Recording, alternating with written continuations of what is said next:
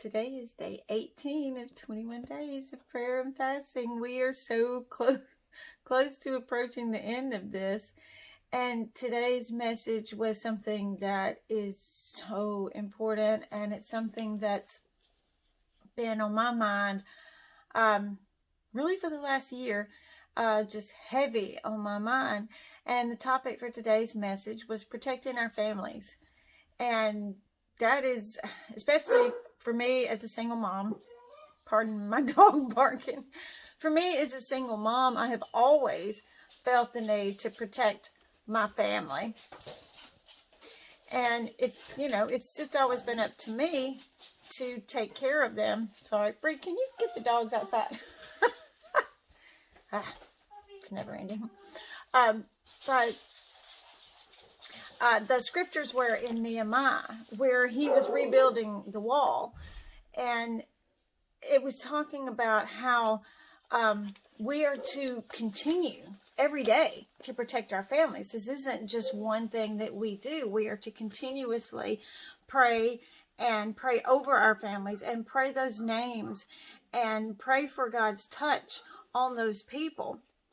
And in Nehemiah chapter 4, verse 14, it says, "Then as I looked over the situation, I called together the nobles and the rest of the people and said to them, 'Don't be afraid of the enemy.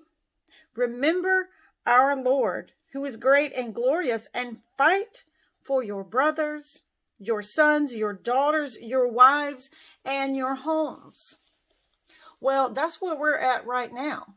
We have to fight for everything in our homes, all of our families. Right now, there's so much chaos, and things are ripping families apart. Political differences in opinions over this pandemic and everything that's going on. There's so many ticky little subjects, the families have been fighting about this, and some families have even separated from each other and stopped speaking to each other because of all this, because of a difference of opinion on anything. And it's happening more and more and more. And it's clear what God's wanting us to do. We're to fight for our families. We're not supposed to just give up and say, well, it's easier not to talk to that person. My life's easier when they're not in it. That's not what we're supposed to do. How does a wolf pick off a herd of sheep? He doesn't come at the whole herd. He comes at the weakest link. He gets one at a time until all of a sudden the herd is gone. One by one, they've been picked off and they've been taken. So it is our job to take care of our families, our children, our brothers, our sisters, our mothers, our fathers. We are to carry arms at all times. Like he says in Nehemiah, don't set them down. Don't set your guard down. Right now is when Satan is attacking us. And the way he's going to take down the whole is by picking it apart piece by piece, creating chaos and division in families.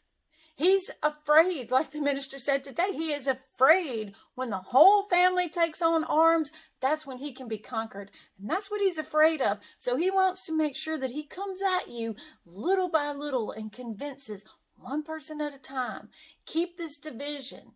Don't unify, because in unity there is strength. I hope you have a great day. Take care of your family. Pray for your families. Pray for yourself. If you're a family leader, pray for leadership. Pray for knowledge. That's my prayer every day, for God to help me. I'm the leader of my family. I'm the only one that's in charge here, and I'm the one that takes care of everyone. But I don't do it alone. Sometimes I like to think, I've been a single parent. I've never had any help with my children, never had any help financially. But I'm not alone. I've got the greatest provider on my side.